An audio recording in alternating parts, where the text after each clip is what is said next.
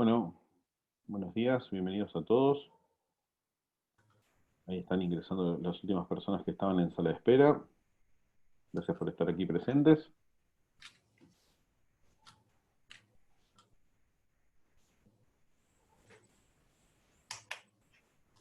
Muy bien, ahí ya veo que nos vamos acomodando todos. Quienes tengan buena conexión y quieran poner sus cámaras, bienvenido sea. Quienes no, ningún problema. Ya en unos breves instantes comenzamos.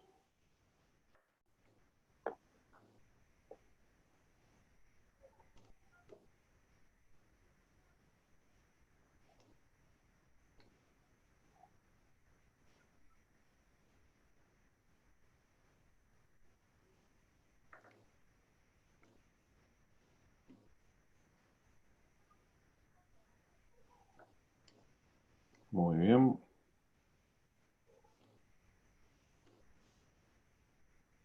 Estamos a punto de comenzar.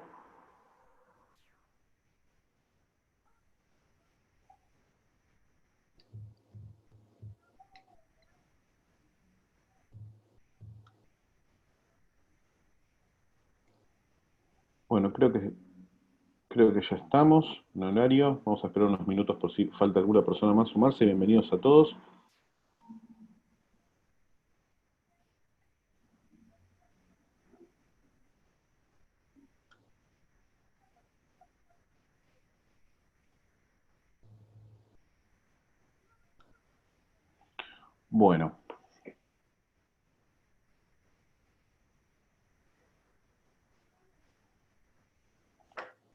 Bueno, vamos a comenzar entonces. Bienvenidos a todos. Mi nombre es Enzo Espósito.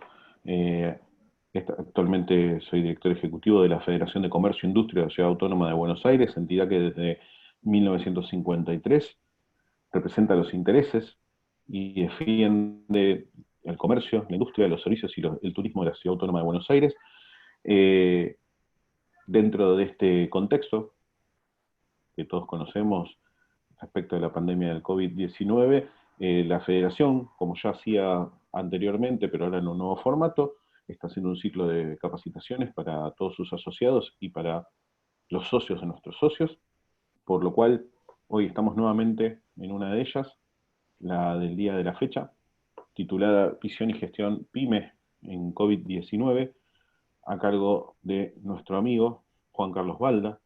Les comento muy rápidamente que Juan Carlos es de formación profesional y como desempeño ha sido gerente de administración y finanzas, es docente universitario, tiene una especialización en gestión y dirección de pequeña y mediana empresa desde hace más de 30 años, es conferencista, es consultor, él tiene una página y un blog que se llama Grandes Pymes, el cual luego les voy a dejar el contacto para que lo puedan seguir, es muy interesante el material que por ese medio Juan Carlos comparte. Y hoy nos va a contar y nos va a capacitar sobre esta temática que les mencionaba anteriormente. Les agradezco mucho a todos los participantes y a todos los espectadores que también nos están viendo a través de el Facebook oficial de la Federación.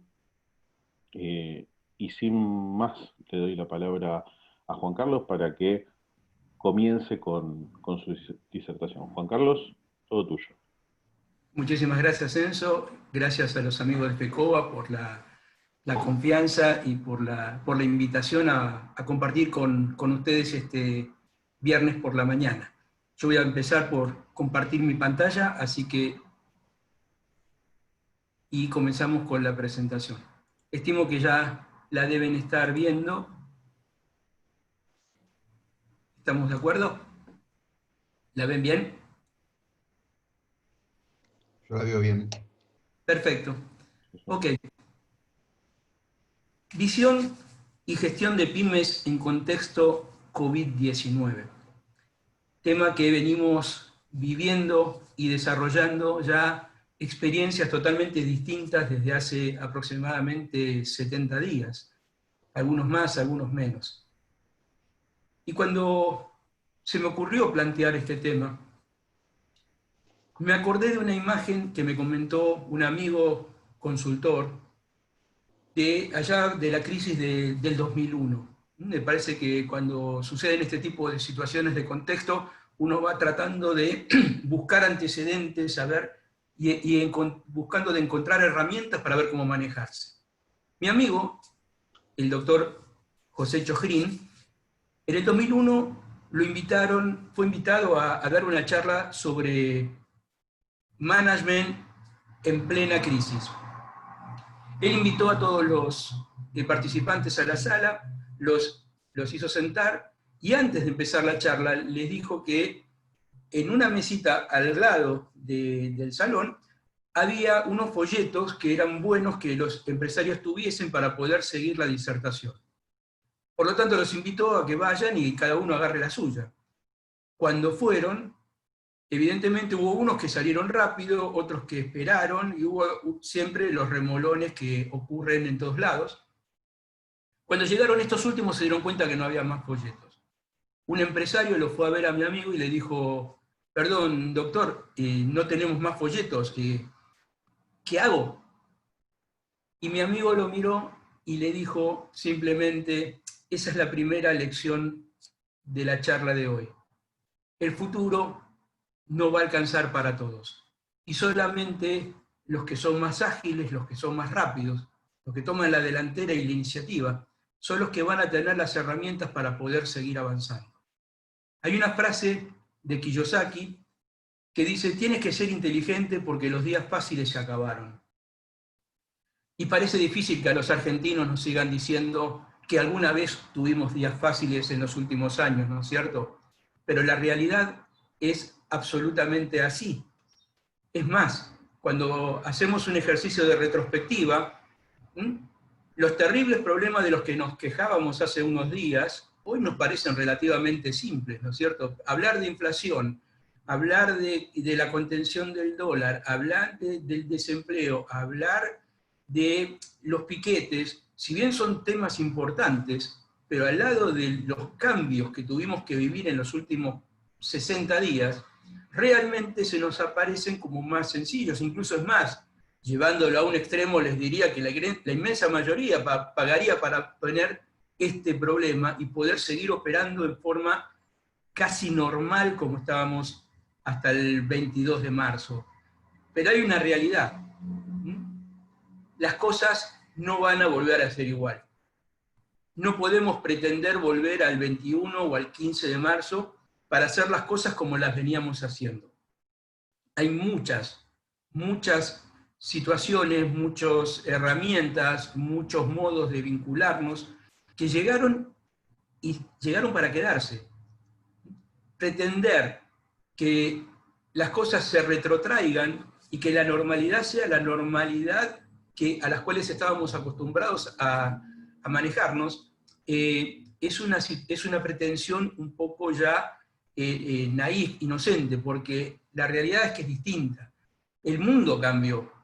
Fíjense, la manera de estar con nuestras parejas, con nuestras familias, o sea, tuvimos que aprender a recrear los momentos de intimidad que de alguna forma los habíamos llevado fuera de casa a una situación de puertas adentro. La forma de comprar cambió. Las grandes superficies, los shoppings están absolutamente cerrados y uno no sabe cuándo van a volver a abrir sus puertas. Estamos comprando muchas veces ropa a través de aplicaciones. Hay sitios en los cuales uno carga sus medidas, carga sus gustos, y tenemos ya diseñadores o asesores en imágenes que nos seleccionan kit de productos para mandar, nos lo mandan a casa, nos lo probamos, elegimos y compramos los que recibimos. Por supuesto que la educación cambió. O sea, gente de mi edad que estábamos tan acostumbrados y nos sentíamos tan cómodos en la educación presencial y viendo la relación cara a cara con los alumnos, hoy en día estamos aprendiendo a encontrar los beneficios que también tiene la educación online. Los recitales, el esparcimiento cambió. Desde los conciertos multitudinarios y presenciales a que los artistas como Fito Páez en su momento nos dé un recital por streaming desde la casa, desde que el complejo La Plaza o el Cine Lumière estén habilitando páginas para que la gente pueda acceder a obras de teatro o pueda acceder a cierto tipo de cine, de películas en forma totalmente gratuita. El mundo es nuevo.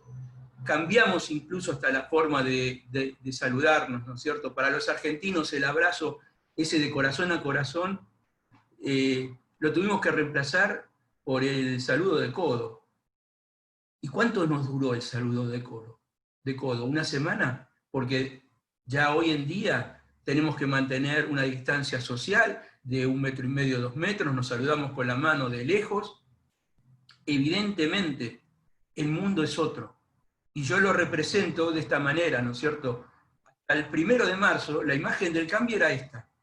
La tecnología, la gran incertidumbre era la tecnología. ¿Cómo nos vamos a manejar? ¿Cómo va a influir la inteligencia artificial en lo que estamos haciendo? ¿Cómo va a afectar a los puestos de trabajo? ¿Me va a reemplazar un robot? Y a partir del 1 de abril, en poco más de 20 días, la imagen del cambio pasó a ser esa. La imagen del cambio pasó a ser cómo relacionarme con mis clientes, con mis proveedores, con mis seres queridos, con mis vecinos, cómo vincularme con el mundo y con la sociedad. Y la que antes era el factor de incertidumbre, la tecnología, pasó a ser la aliada, porque todo lo que hacemos hoy, o la gran mayoría de las cosas que hacemos, las hacemos a través de tecnología, de dispositivos, de redes.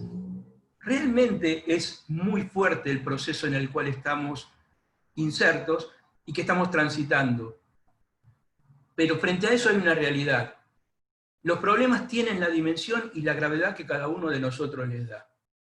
En una imagen como la de la izquierda, nosotros podemos mirar hacia la pared, fantasear que hay un monstruo, creernos que hay un monstruo, y reaccionar como reaccionaríamos frente a un monstruo, es decir, podemos asustarnos, paralizarnos o salir corriendo, o podemos girar hacia el sol y ver que lo que tenemos es un simple tacho de basura y podemos seguir transitando simplemente hacia el destino en el cual íbamos cuando caminábamos por ahí.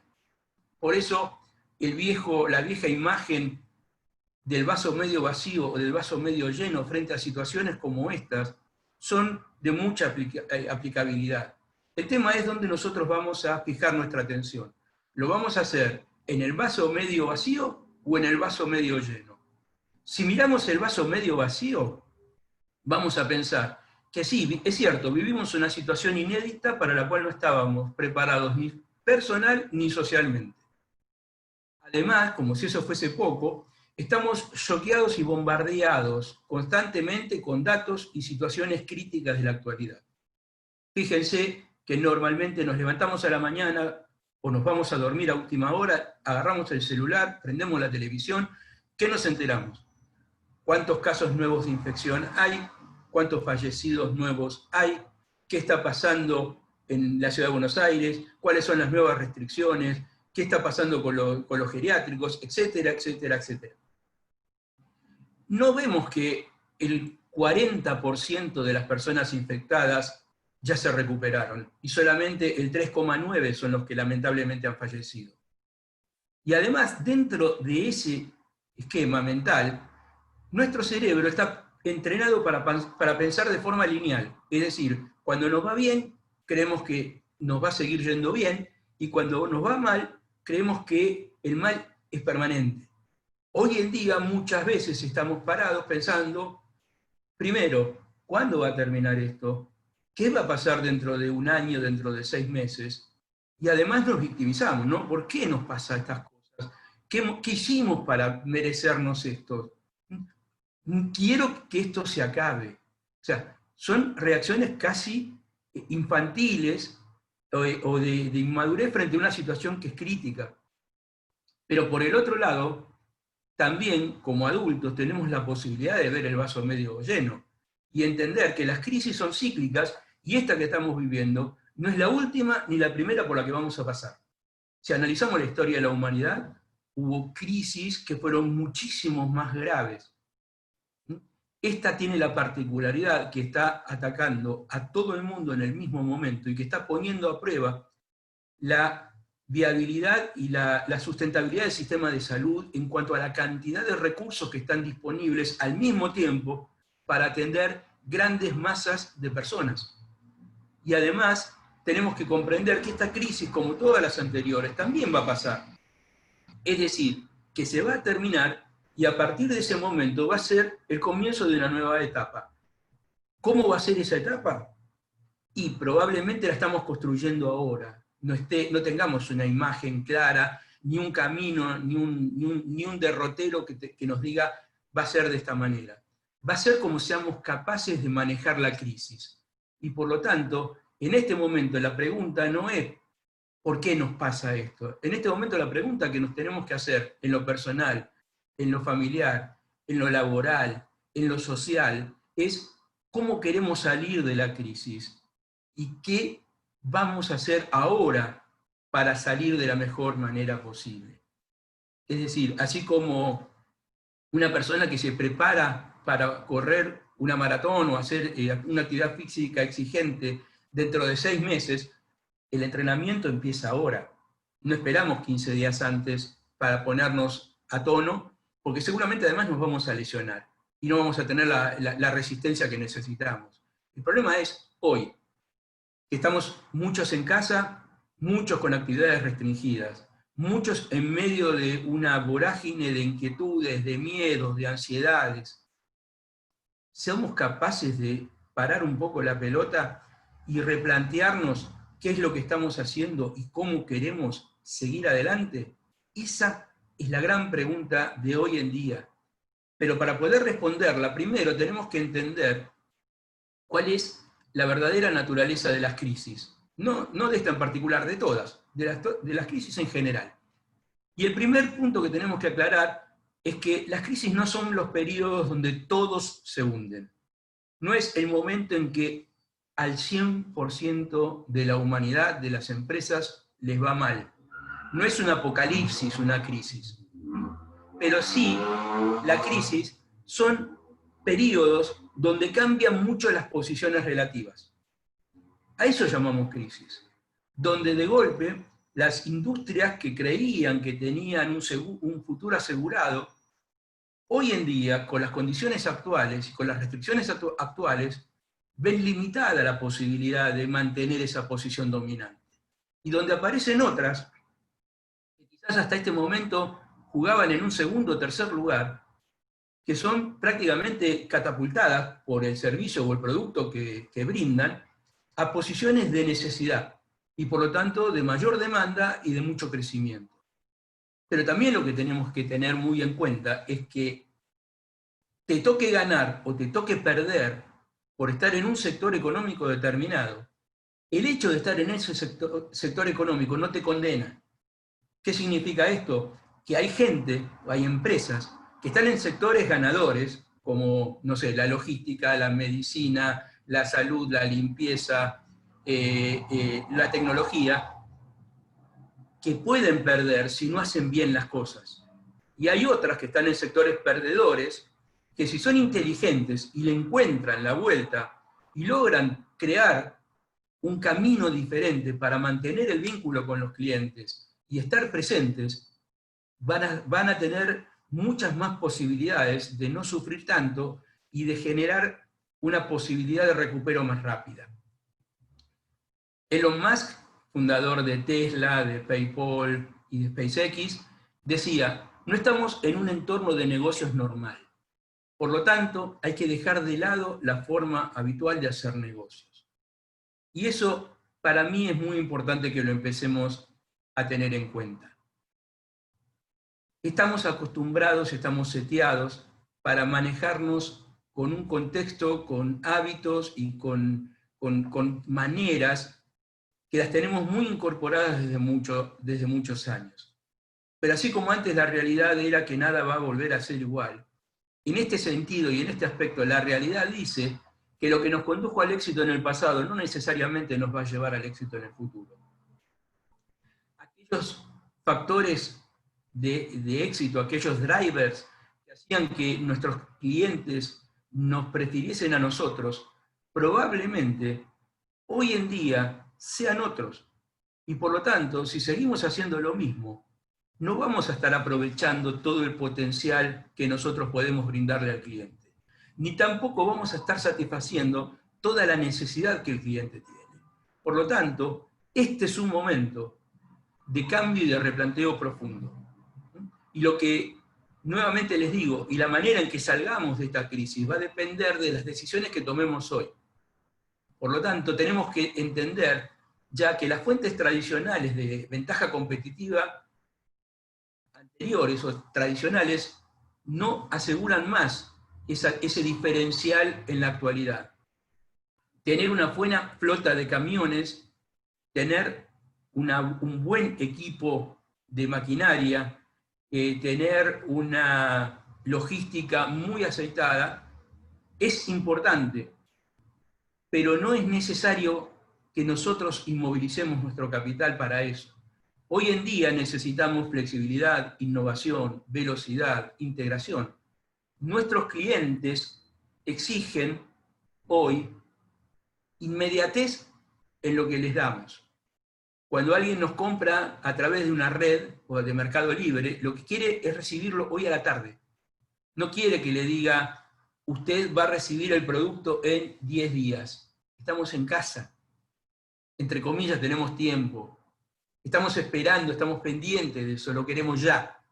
Entonces, si nosotros logramos aprender a adaptar nuestros negocios a estas características, si somos flexibles, si somos creativos, si somos ágiles, y si tenemos la capacidad de integrarnos con socios estratégicos que nos brinden sus recursos para poder llegar mejor al cliente, estamos en muchas mejores condiciones de superar esta situación.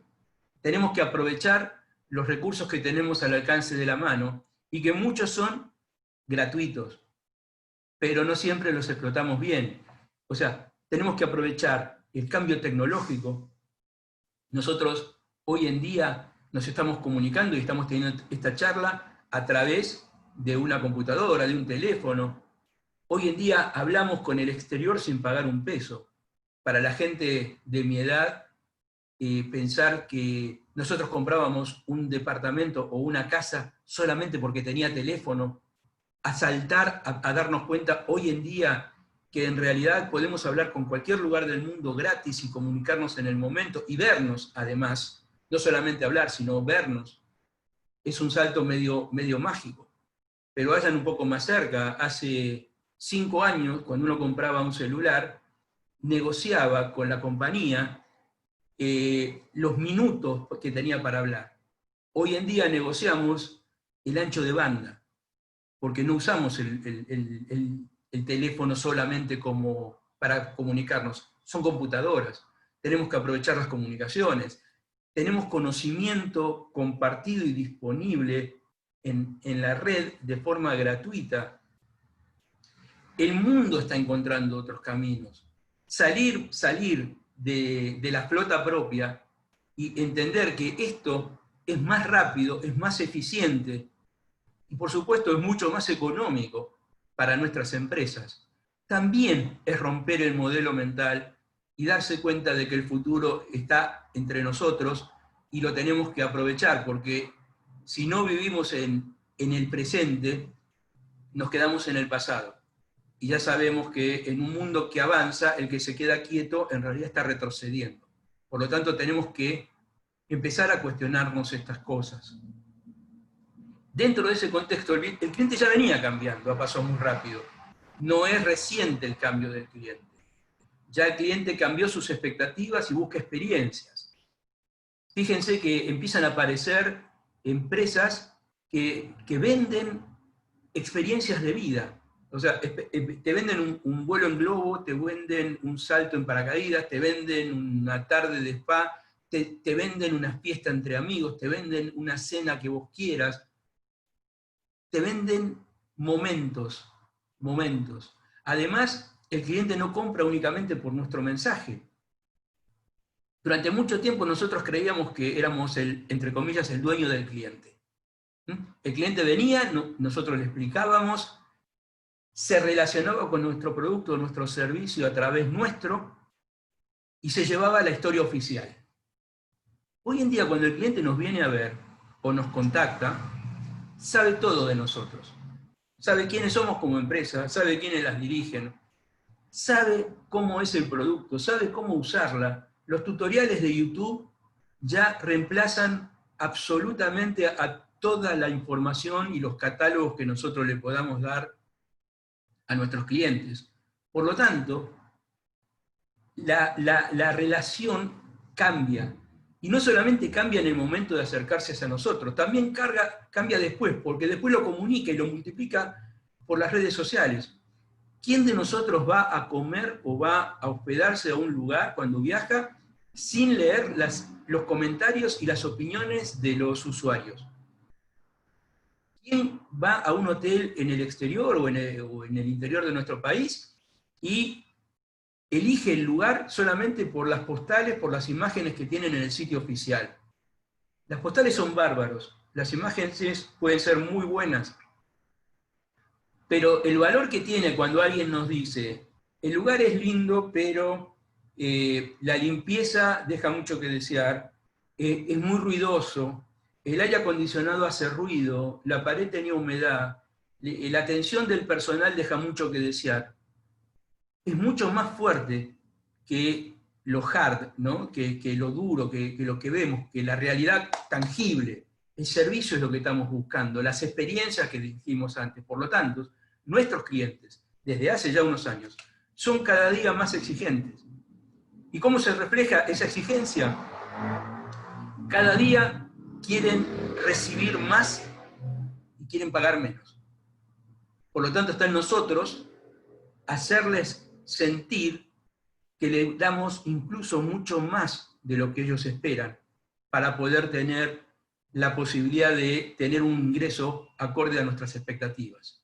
Por lo tanto, en un contexto así, ¿cuáles creen que son las ventajas competitivas que deberíamos tener como empresas en este momento? O sea, quizás no las que teníamos antes, pero sí tener una actitud frente a nuestra realidad distinta y desarrollar la capacidad para trabajar en ella. Es decir, no quejarnos por lo que nos pasa, no lamentarnos porque los clientes ya no pueden venir a nosotros, sino desarrollar los caminos, las habilidades, las competencias, las oportunidades, las alternativas, las herramientas que nos permitan trabajar en un contexto COVID-19, porque lamentablemente, y más para la Argentina, yo les diría, de acá a 2 meses mínimo, la situación va a estar bastante parecido, y para que muchos sectores empiecen a volver a la normalidad, van a pasar mucho más que 2 meses. Por lo tanto, como nos paremos hoy frente al espejo y la capacidad que tengamos de soñar un futuro mejor y de trabajar para eso hoy, eso va a ser la gran diferencia. Jack Ma, el dueño y el fundador de AliExpress o Alibaba, decía, las oportunidades están ahí, donde los demás no las ven. Y eso es cierto. O sea, hay muchas cosas que nosotros podemos hacer. Los clientes siguen teniendo las mismas necesidades. El hecho de que los demás no vean cómo pueden llegar al cliente exitosamente o masivamente como antes, no quiere decir que nosotros no las podamos ver. Tengan en cuenta otra frase de Kiyosaki, y como ven a mí me gusta mucho recurrir a frases porque para mí son una condensación y una síntesis muchas veces de gran sabiduría, de gran capacidad de observación y de sacar conclusiones. Pero fíjense lo que decía Kiyosaki. Decía, el problema de este mundo es que no hay suficientes solucionadores de problemas. Por lo tanto, si te conviertes en un solucionador de problemas para tus clientes, te vas a hacer rico. Muchas veces el empresario, muchas veces el profesional, muchas veces el comerciante, cree que el cliente viene porque quiere a nuestras empresas y nos compra, y nos olvidamos que nos compra lo que necesita, y lo que necesita para el cliente, si no lo puede satisfacer, es un problema. Si nosotros nos ponemos el sombrero de solucionadores de problemas y somos para el cliente esa persona que ante el menor inconveniente somos la referencia, ¿eh? Evidentemente vamos a tener una fidelización de clientes y una cercanía terriblemente importante, y eso nos va a generar un flujo de negocios mucho más grande.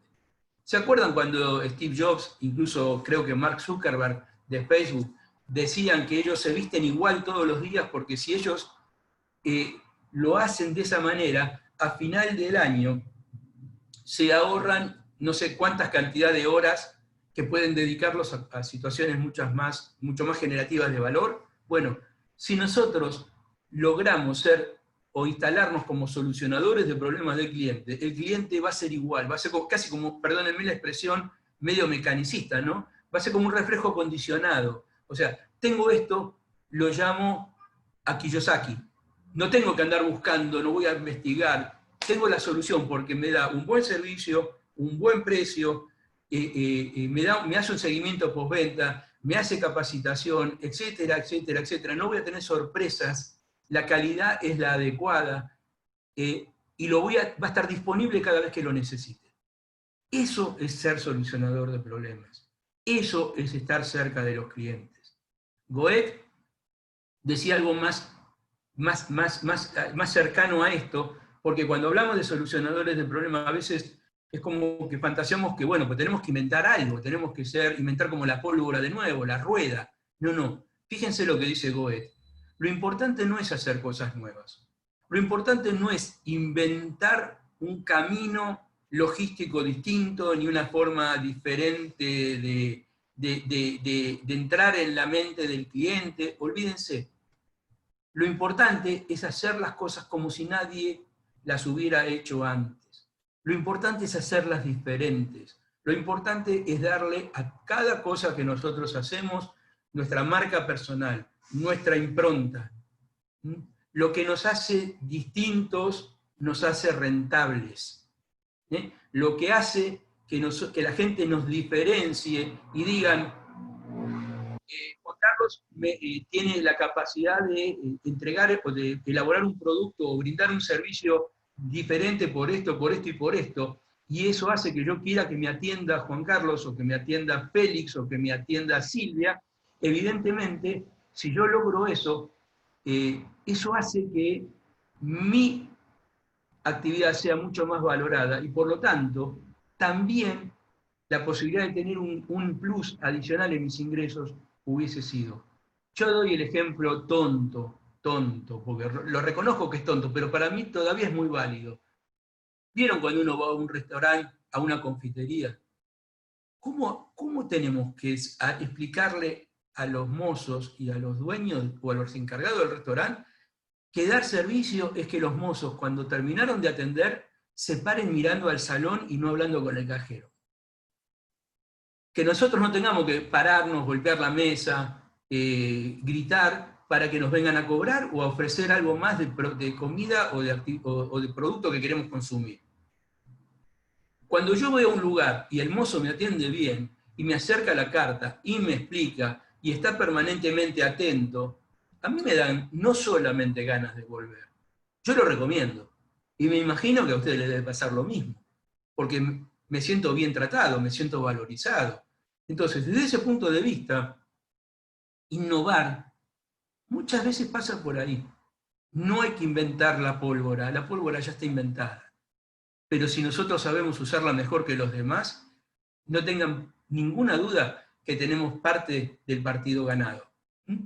Después de todo, como decía Richard Branson, fundador de Virgin, un negocio es simplemente una idea para mejorar la vida de otras personas.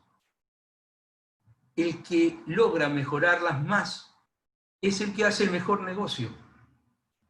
La rentabilidad, el posicionamiento, la sustentabilidad es consecuencia de mejorarle las vidas a las personas. Las personas reconocen esa mejor calidad de vida que le podemos brindar en lo que cada uno de nosotros hacemos, comprándonos, recomendándonos y volviéndonos a comprar. Es la inversión que nosotros tenemos que hacer. Por lo tanto, Si bien es cierto que debemos saber hacer bien las cosas, porque obviamente nadie compra un producto o un servicio que no está bien hecho o bien ejecutado, lo importante es que debemos saber fundamentalmente qué cosas son necesarias hacer bien. Cuando yo les pregunto a mis clientes, empresarios pymes, digo, ¿ustedes saben por qué ganan plata? Y la mayoría me mira como diciendo, Juan Carlos, ¿qué pregunta me estás haciendo? Y yo les digo, es muy claro, ¿ustedes saben por qué ganan plata? Ganar plata tiene que ver con el motivo por el cual el cliente te compra a vos. ¿Qué es lo que te compra el cliente? ¿Te compra calidad? ¿Te compra un precio bajo? ¿Te compra servicio? ¿Te compra cercanía? ¿Te compra responsabilidad? ¿Te compra seguridad? ¿Te compra innovación? Bueno, eso es lo que tenemos que hacer mejor que nada. Porque eso es lo que nos va a asegurar seguir teniendo clientes y ampliando la base de clientes. Por lo tanto, la primera pregunta que nosotros tenemos que hacernos, obvia para muchos también, es si realmente conocemos nuestro negocio. Y cuando yo le pregunto a la gente, ¿cuál es tu negocio? La gente normalmente me contesta, y yo vendo vasos, y yo vendo lapiceras, y yo vendo autos. No, no. Ese es el producto o el servicio que vos prestás para llevar adelante tu negocio. Tu negocio es la necesidad que le estás satisfaciendo al cliente. Si vos entendés eso, te das cuenta que podés ver el mercado de una forma mucho más amplia. ¿Y qué significa? ¿Qué ventajas tiene ver el mercado de una forma mucho más amplia? Me permite entender contra quién compito y cuáles son las estrategias, porque en realidad con mis competidores luchamos por satisfacer la necesidad del cliente. Algunos los hacemos con ciertos productos, otros la hacen con otros. El caso paradigmático, Kodak. Kodak pensó durante 1000 años que su negocio era vender rollos de fotos.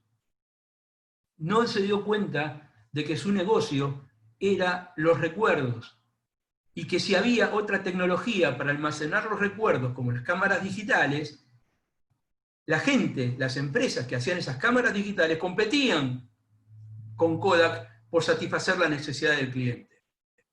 Recuerden solamente cuánto pensábamos, bueno, esto para la gente mayor, los chicos no lo van a poder contestar, ¿no? Pero recuerden cuánto pensábamos cuando sacábamos fotos en los viajes. Las dos cosas. Primero, si la saco mal, no tengo otra manera de poder guardar este recuerdo. Segundo, ¿cuánto me va a costar revelar todo esto? Hoy en día sacamos en ráfagas 100 fotos en un minuto a costo cero y la podemos verificar en el momento. Por supuesto, tampoco tenemos que enamorarnos de nuestros productos o nuestros servicios, porque Kodak se enamoró del 85% del mercado mundial y dijo, ¿quién me va a sacar el negocio? Y llegó al extremo de que fue precisamente un ingeniero de Kodak el que desarrolló las cámaras digitales, y la dirección de Kodak le dijo, no, ¿para qué? Si nosotros somos líderes. Entonces, fíjense la importancia de entender el negocio. Vamos a ir a un ejemplo mucho más del día a día nuestro. Si yo soy un librero, si yo vendo libros y compito por mi cliente, que mi cliente es el lector, ¿contra quién compito? Contra las otras librerías. Compito contra las editoriales que vía diario, de diarios o periódicos, le entregan libros a mis clientes. Sí, es cierto, compito contra ellos. ¿Compito contra el ebook? Sí, también compito contra el ebook. Pero ojo, también estoy compitiendo con la televisión, con el cine, con el teatro, con ir a la plaza, con la bicicleta, con la actividad física, porque mi negocio es satisfacer el tiempo ocioso de mi cliente. Compito por cómo mi cliente utiliza ese tiempo ocioso. Puede leer, puede salir a caminar, puede ver una obra de teatro, puede conectarse a Netflix, puede hablar por teléfono. Va a ser lo que realmente le brinde un nivel de satisfacción mayor. Por lo tanto, tengo que pasar después a definir mi negocio. Mi negocio es esa necesidad. Y cuando defino esa necesidad, yo lo que determino es qué necesidades y de qué clientes voy a satisfacer.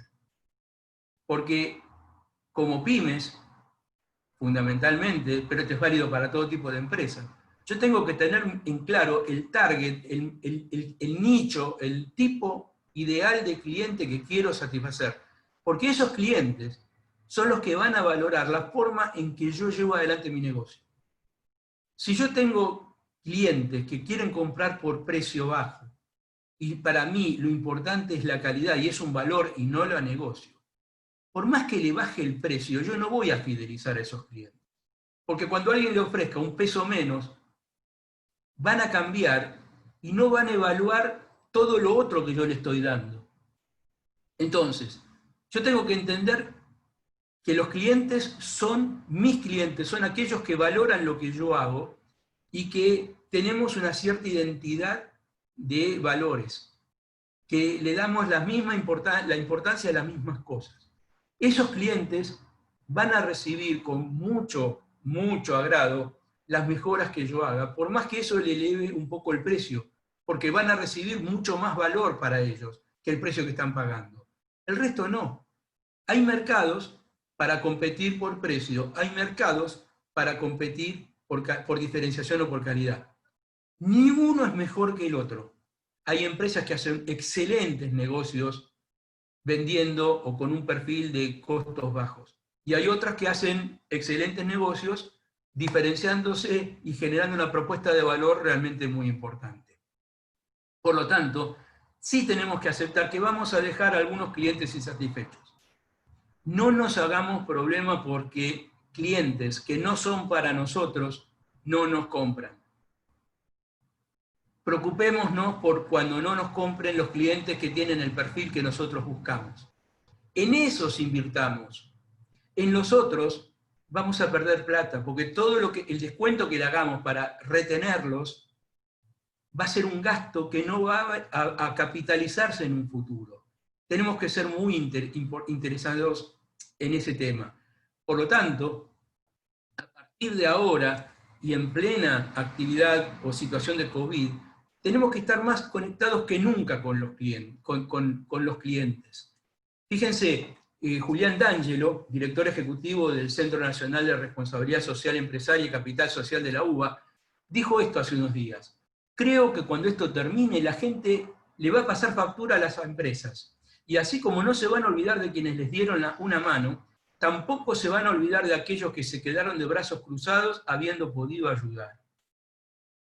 Y esto tiene una fuerza que es increíble. Y no hay que ser una gran empresa, o una empresa grande para esto, ¿no? Mi médico, lo digo siempre, durante la pandemia ya me llamó 4 o 5 veces.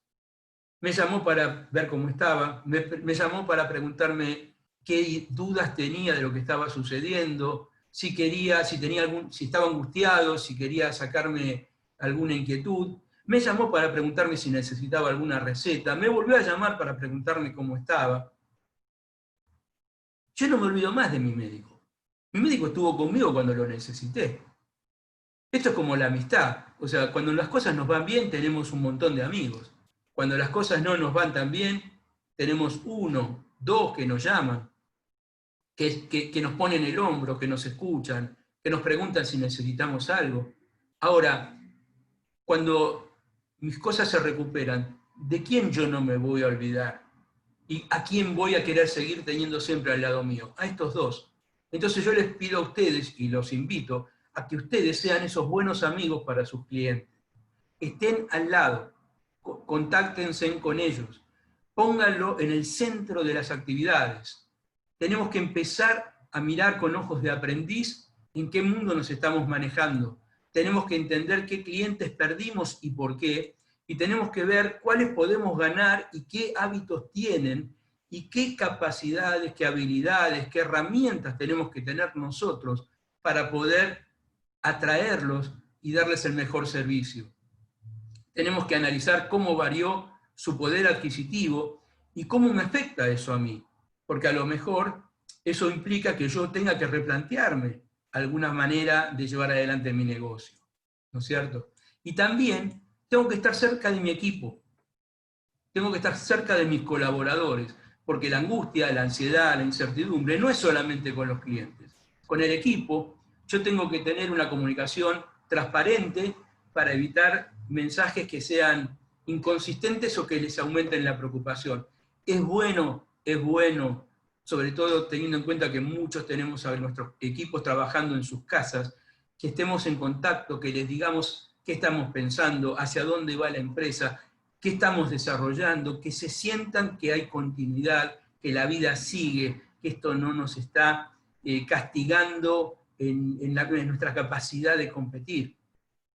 Algunas herramientas que podemos tomar es, obviamente, desarrollar un mensaje único y claro por parte de la empresa, o sea, recibir correos, recibir mensajes donde las empresas cuenten sus políticas y sus desafíos en este momento. Identificar canales efectivos de comunicación. El correo es el habitual, el mail es el habitual, pero hoy en día podemos armar videos cortos con el celular sin ningún problema, podemos armar infografías, podemos armar grupos de WhatsApp. La gente necesita estar permanentemente integrada y sentirse que la distancia puede ser física, pero no es humana dentro de los equipos de trabajo y de las empresas. Tenemos que, por lo tanto, implementar una comunicación bidireccional. No solo la empresa comunica, la empresa escucha y obra en consecuencia, porque escuchar de manera efectiva es escuchar, entender y actuar.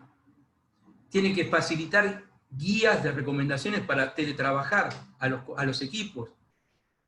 Nadie estaba preparado para trabajar desde casa.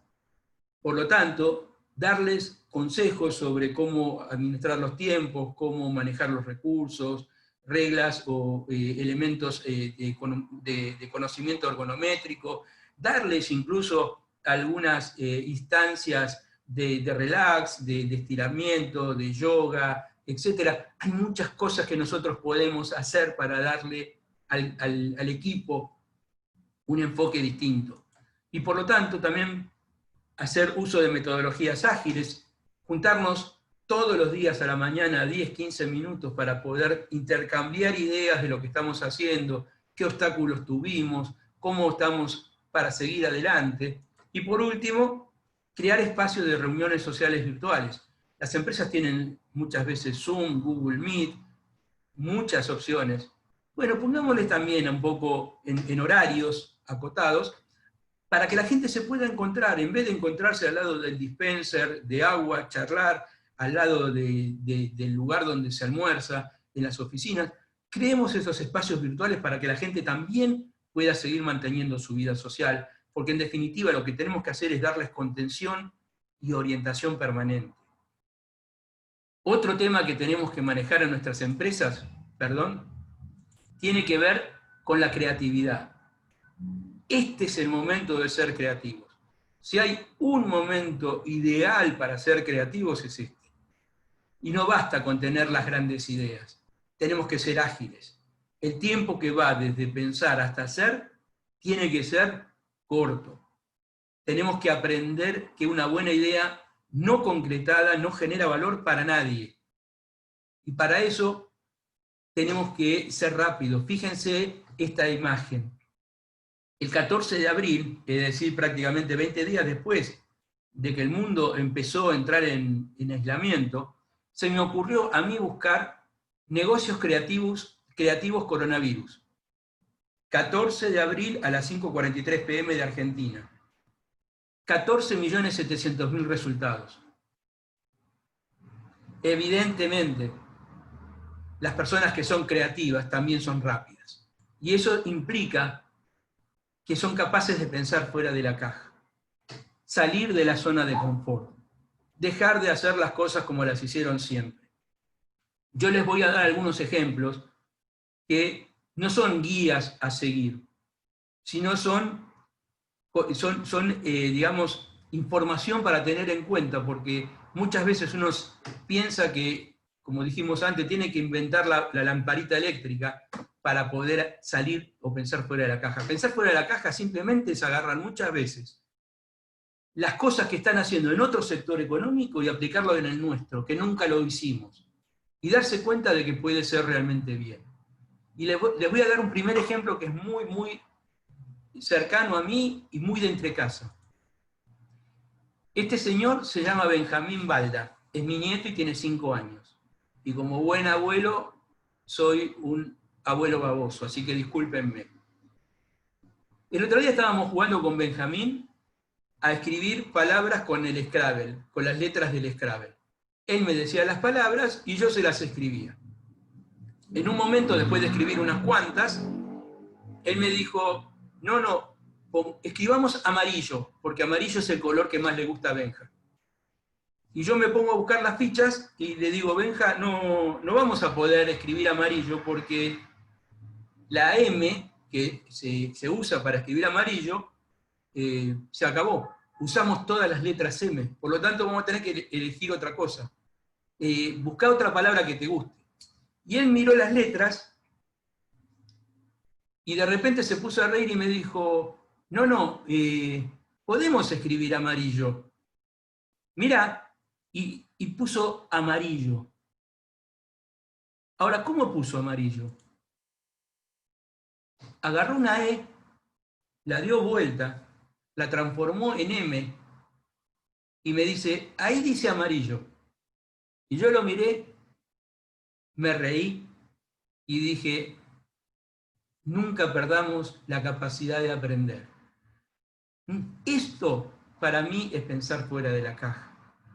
Pensar fuera de la caja también es lo que hizo mi amigo Federico Filip, que tiene su empresa que es El Mundo de Dulce de Leche en Tandil, y que cuando comenzó la pandemia, a los 15 días sacó un aviso en Facebook y dijo,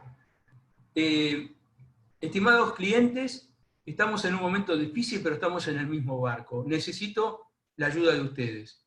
Les ofrezco algo. Armé un kit de producto que vale 700 pesos y se los vendo hoy a 500 pesos. Lo único que les pido es que me lo paguen hoy y que lo retiren cuando se levante la restricción de la pandemia. Confiemos en nosotros, tenemos que ayudarnos. En 10 días, Federico publicó esto en su Facebook. Objetivo cumplido. Él se dio cuenta que la compra futuro, que nosotros normalmente la relacionamos con los agroalimentos o con las divisas, se podía utilizar en cualquier producto o servicio. Después se salió a vender juguetes, cortes de cabello, lavado de auto, pero para mí esta fue la primera opción. Otro amigo tiene un gimnasio, y como todos ustedes saben, los gimnasios no están dentro de las prioridades para abrir. Por lo tanto, un dueño de un gimnasio tiene 2 opciones. La primera es quedarse en casa, estar mal y prenderle una vela a quien ustedes quieran para que se abran los gimnasios. O segundo, lo que hizo mi amigo. Mi amigo agarró cada una de sus bicicletas, las cargó en la camioneta, se las llevó a los clientes, a los socios del gimnasio, a su casa, a los que iban a la clase de spinning, por supuesto, se las llevó a sus casas y en este momento les está dando clases por computadora, por internet, 3 veces por semana y la gente está feliz y está queriendo volver y seguir con el gimnasio. El sector textil, otro sector castigado. Otro sector que muchas veces no sabe cuándo va a volver. Esta gente, lo primero que vio fue la posibilidad de hacer barbijos o tapabocas. Había muy poca oferta de barbijos frente a la cantidad de demanda que tenía el mercado. Pero de golpe fueron muchos los que hicieron barbijo. Y se equilibró la demanda y la oferta, y hubo más oferta que demanda. Entonces, muchas pymes del rubro textil tuvieron la flexibilidad, la capacidad de innovar, de pivotear rápidamente. ¿Y qué hicieron? Se dieron cuenta de que el sector sanitario no estaba preparado para cubrir las necesidades de sábanas y zaleas que iban a tener los hospitales, los centros de atención comunitaria que se estaban abriendo en Costa Salguero, en los clubes de barrio, en los hoteles, en las obras sociales, y rápidamente giraron y se pusieron a hacer este tipo de productos, de sábanas y de saleas. Eso es pensar fuera de la caja, eso es tener capacidad de ver lo que está necesitando el mercado, reaccionar rápido e implementar. Y les voy a dar otro ejemplo. ¿Se acuerdan de Turismo City? ¿Paga menos por viajar? Si cerramos los ojos y yo les digo, ¿con qué relacionamos Turismo City? La respuesta es muy simple, ¿no? Con viajar, con hacer turismo. Bueno, Turismo City se planteó estos días, ¿cuál es mi negocio? ¿Quién es mi cliente? ¿Cuáles son sus gustos y sus necesidades? Y sí, es cierto que viajar es una, pero viajar es una forma de experimentar algo más profundo, que es un estándar o una calidad de vida.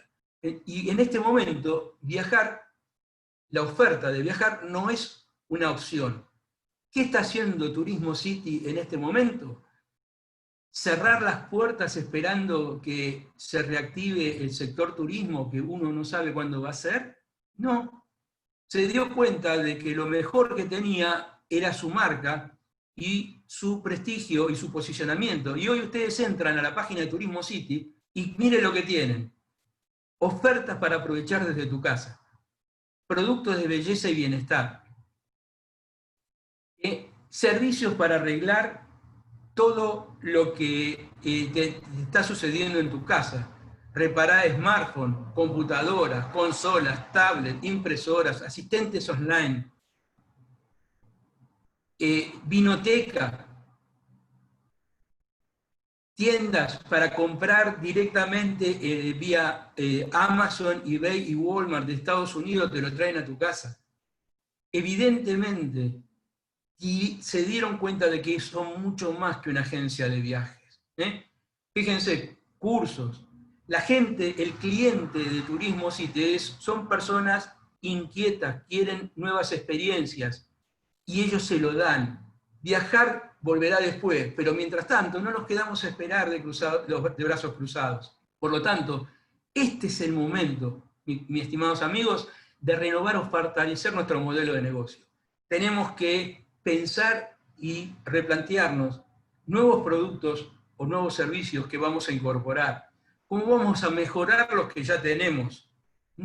¿Cómo vamos a desarrollar nuevos canales de comunicación, de venta, de distribución? ¿Cómo vamos a dirigirnos a nuestros nuevos clientes? ¿Dónde están? Y por supuesto, tenemos que fortalecer nuestra estrategia digital.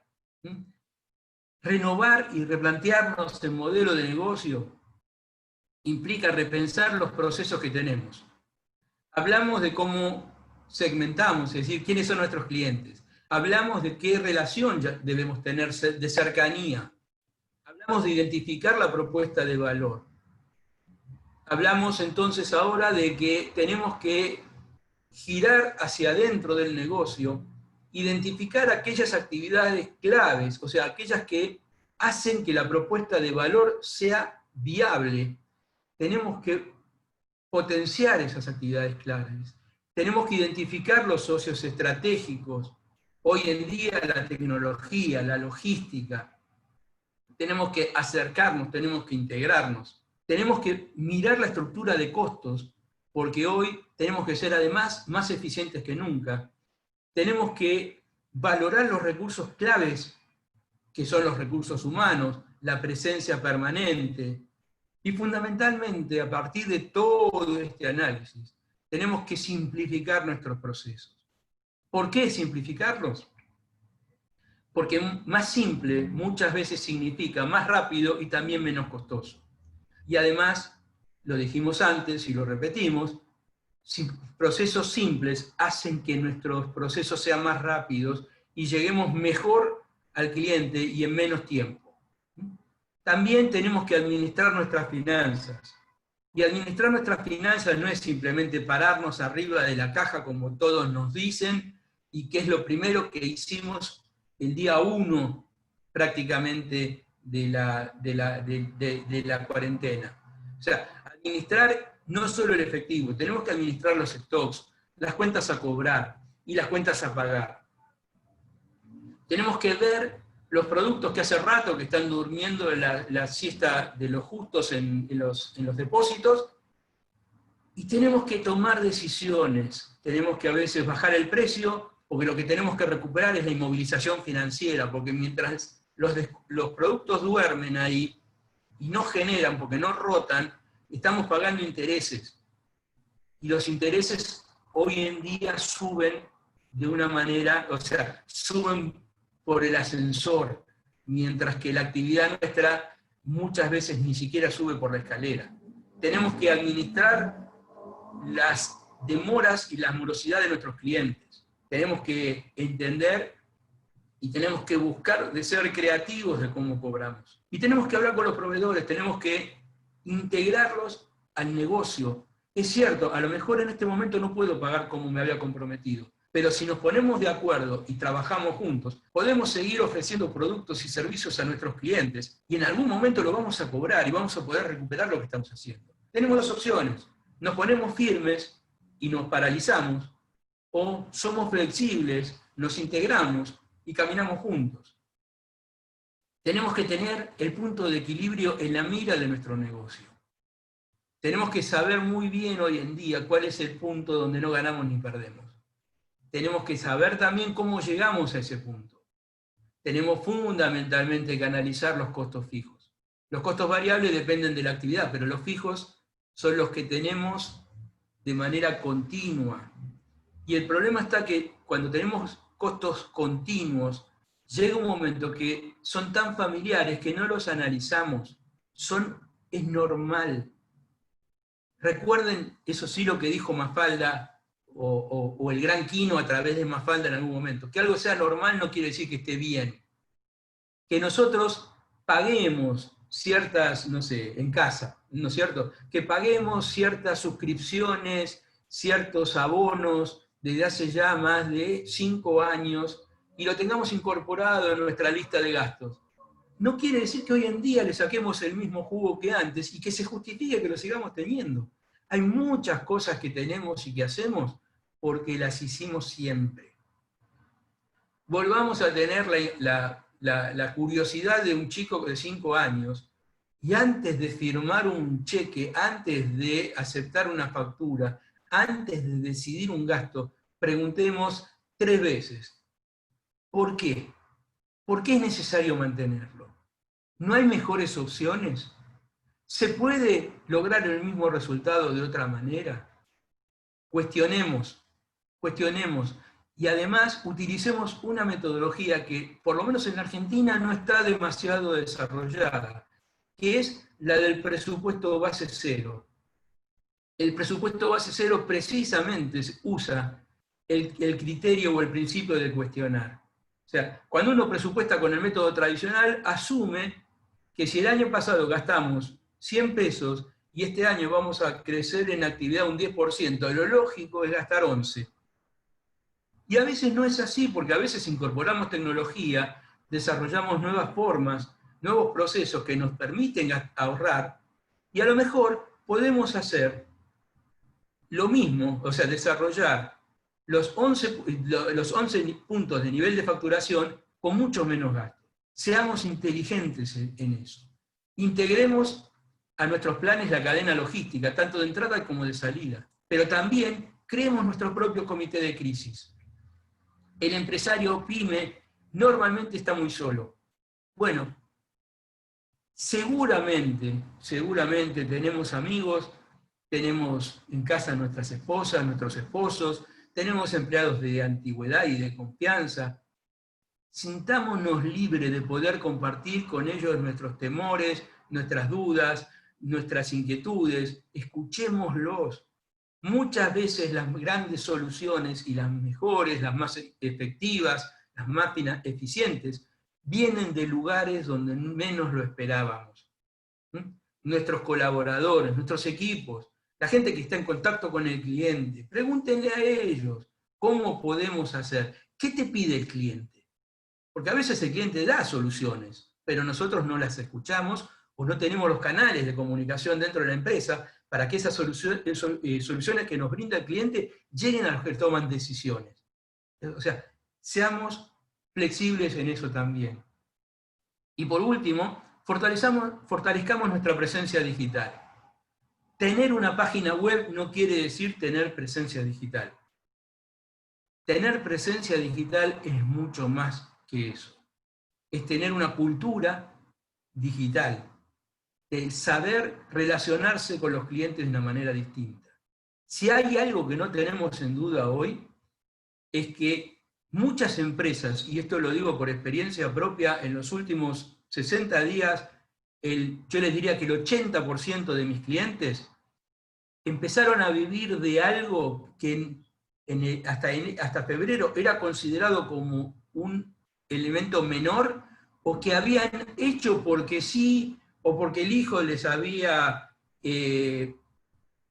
planteado el tema y no lo querían escuchar más, o un sobrino, que es los canales digitales. O sea, muchísimos empresarios que siempre revalorizaron el mostrador, el cara a cara, y que tenían allá lejos y habían tirado en el costado una página web, un grupo de Facebook, un canal de Instagram o de Twitter, y que no lo usaban y que lo actualizaban una vez cada 5 meses, se dieron cuenta que empezaron a pagar los sueldos y los gastos operativos con ese canal. ¿Y por qué?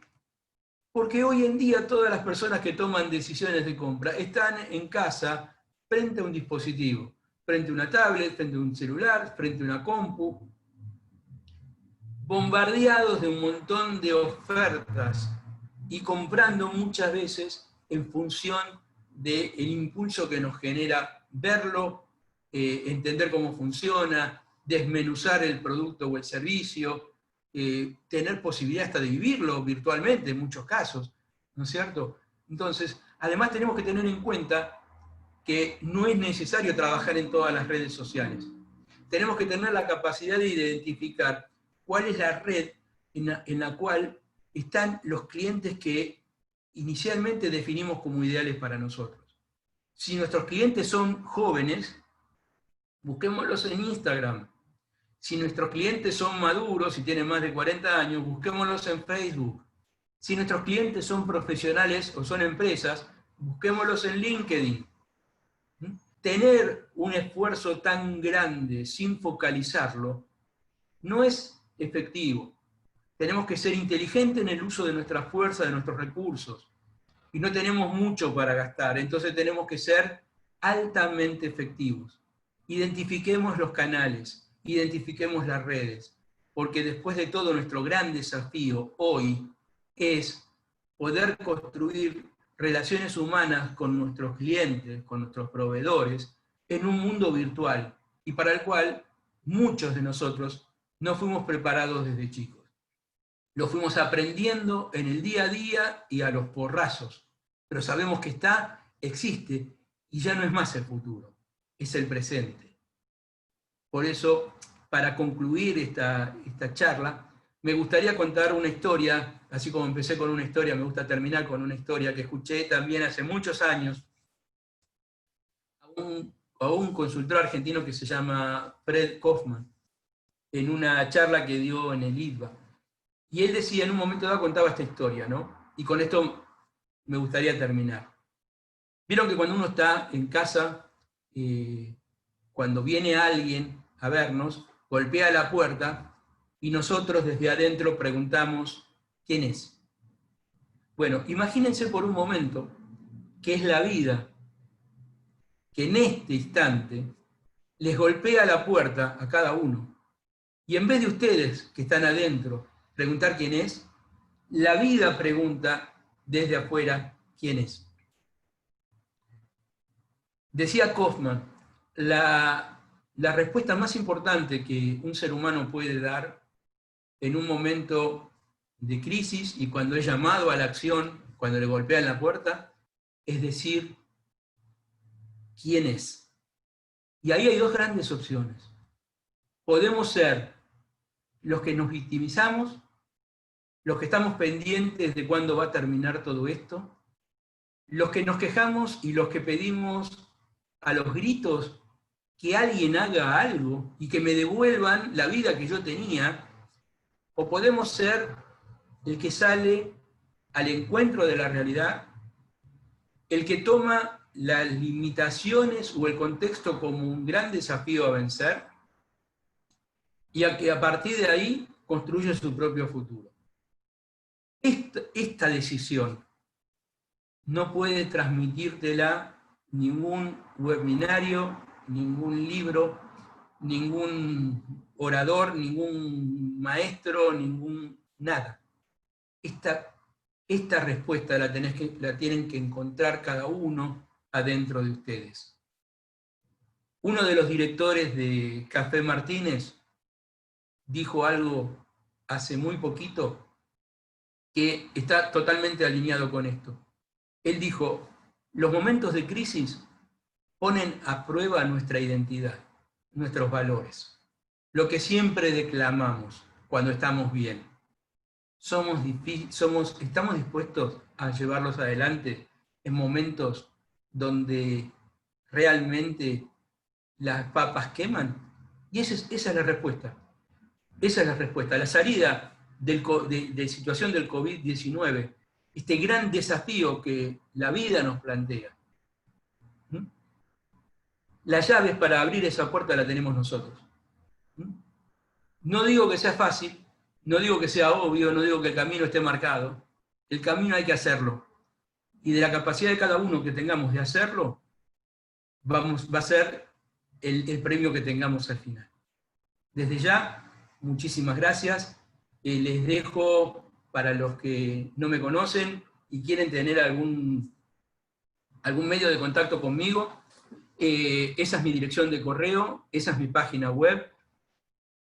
Cualquier pregunta que tengan, cualquier inquietud que quieran, pueden escribirme y con gusto voy a contestarlas.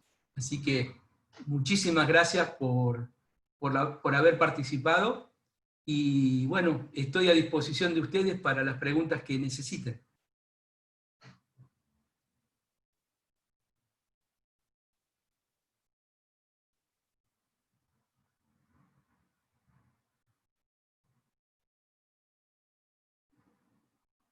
¿Alguno quiere tiene alguna inquietud?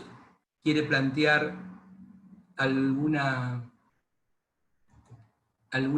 duda?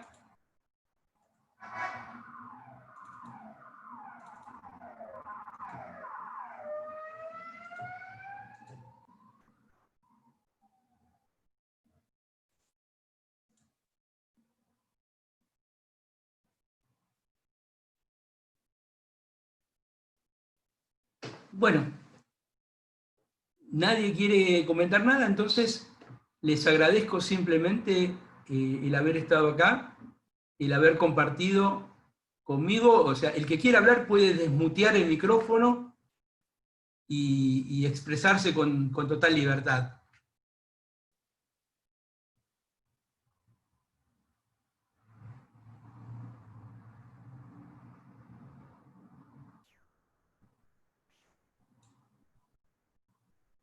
Bueno, entonces les agradezco mucho el tiempo que me han regalado con la participación y les deseo lo mejor para cada uno de ustedes y que tengan la decisión y las ganas de demostrar que esto solamente nos pone a prueba, pero que no es algo tan complicado de llevar adelante. Muchísimas gracias a todos.